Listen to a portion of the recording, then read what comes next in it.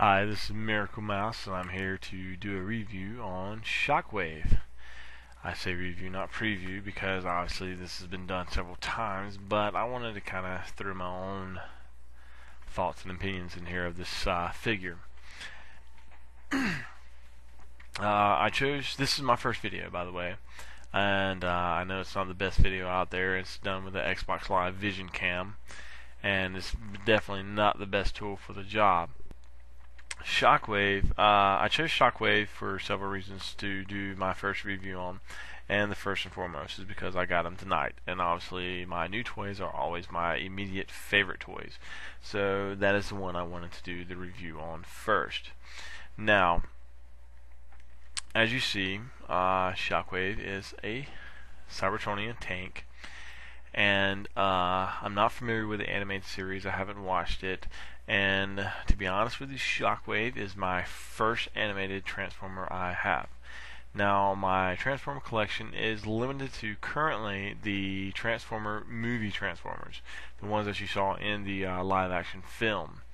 When I was younger, I used to have a lot of Transformers, buku of them, and one thing led to another. Time, damage, wear and tear, child. I no longer have them anyway.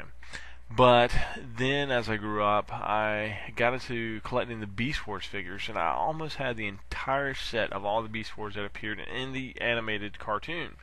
And that includes the original and Transmetal and the fusion forms of several of the Transformers, which includes all three forms of Optimus Prime and Megatron, the original. And I also had the original, I don't know if anybody knows about this, Megatron versus Optimus Primal, which Optimus Primal was a bat and Megatron was a alligator. I don't know if anybody remembers that or not. Now, currently, like I said, my collection is limited to the movie Transformers and this guy here, Shockwave. Now, I chose to do my review on Shockwave because he's my newest and favorite, obviously. And also, Shockwave has been one of my favorite characters throughout the series. I don't know about the animated series, but I do know about Generation 1. I've always liked him because he was kind of laid back. He was kind of cool. He had he was monotoned, obviously. He had a very intimidating voice, and that one eye that was just intimidating. It was omnipresent, you know. It was always there.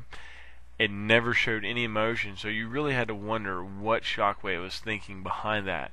And I think there was a lot more to Shockwave than the cartoon kind of led people to believe. I read some of the comics and some of the novels in regards to Transformers that had appearances by Shockwave, and Shockwave was a very interesting character in the fact that he had his own motivations beyond loyalty to Megatron.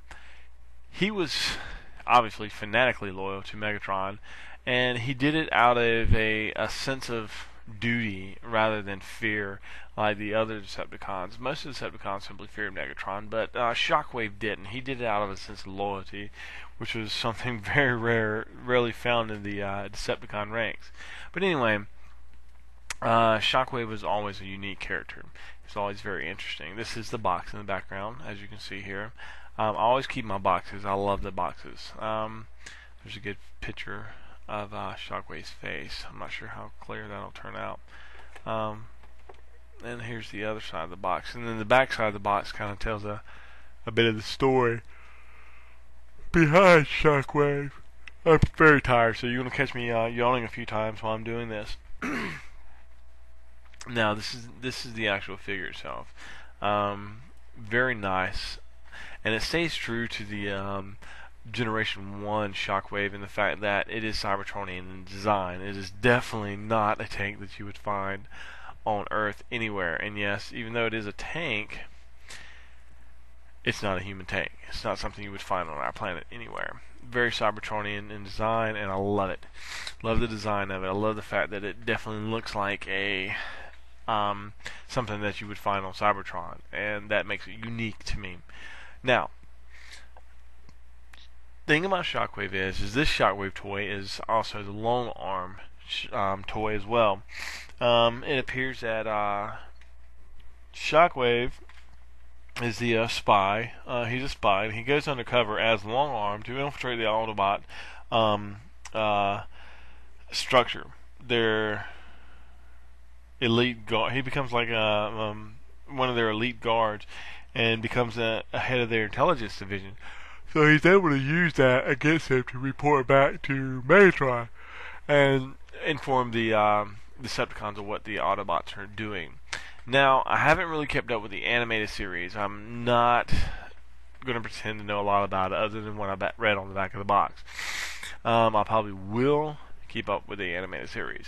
Now, what I thought was neat is that for those of you that have played the Transformers video game, you will notice there is a Shockwave in the game. He transforms into, I think it was a helicopter and some type of artillery weapon, cannon, and you had to chase him throughout the city and pretty much just beat him up.